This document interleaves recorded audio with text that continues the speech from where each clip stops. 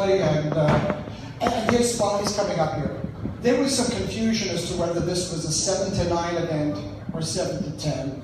And I'm here to tell you we're going to be here at 10. And Charles Henry has agreed to continue to play.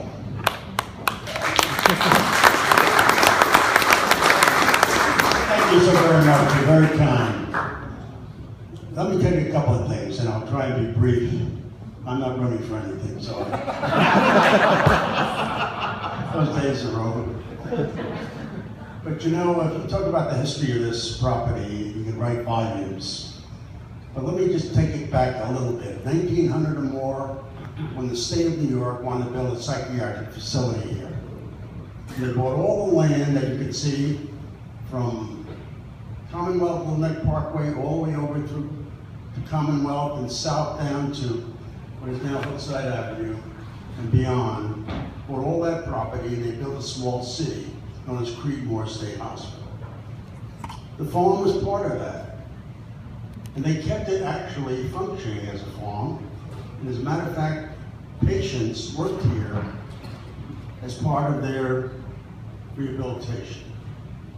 But somewhere along the line, the state decided no longer to do that. And bringing us now up to the early 70s, when they decided that this property should be sold off. And we look at North Shore Towers here to our northeast, and we know what would have happened. The farm would have been gone and everything with it. There was a small group of people in this community, led by Jim Trent, who said, that can't happen. It's a historic place. We know it's important to keep it, sustain it, and to maintain it.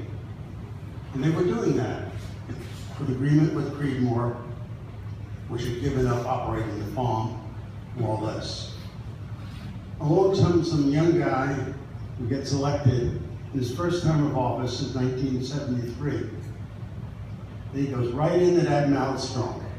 Now there's an old saying that much in life that happens to us is by accident, by fate, by serendipity, whatever word you want to use. Unfortunately, we had a sympathetic governor, his name was Nelson Rockefeller. He left to go to Washington, he left his lieutenant governor by the name of Malcolm Wilson. And when I went to him as a very junior senator and said, look, this is important to a lot of people, to an entire community, and frankly, if you don't get this through, I don't think I'll get elected next year.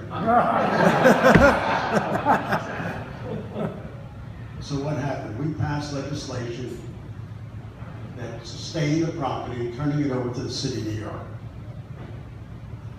And then along the way, we created a farm museum in state law. Now you know what an incorporation paper is, right? If you're a company, you got incorporated. Well, they don't have that, but what they have is a state law, which is very unique, and that means that it can never be undone.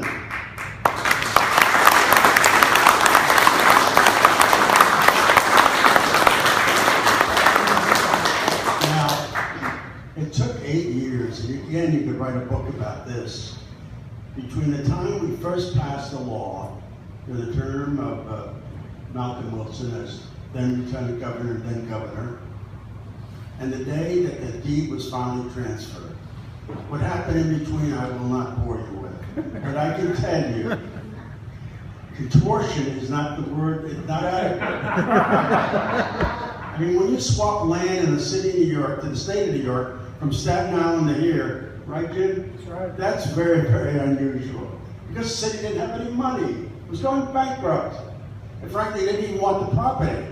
It said, what are we going to do with this? We want to sell things to bring in revenue, not pay money to sustain things that we don't need. Well, we overcame all of that. And frankly, it was not for the complete support of Jim and all the civic leaders in this community, and everybody who fought so hard, it just wouldn't have happened. Not just because of me, because of so many people who wanted to make sure that this property was sustained, that it would grow, that it would thrive, that it would become the premier facility of its kind anywhere in the state of New York. And I still contend it's the oldest continuously operating farm in the state of New York.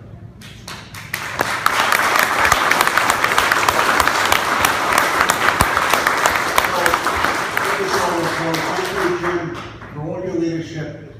He doesn't look 40 years old with us.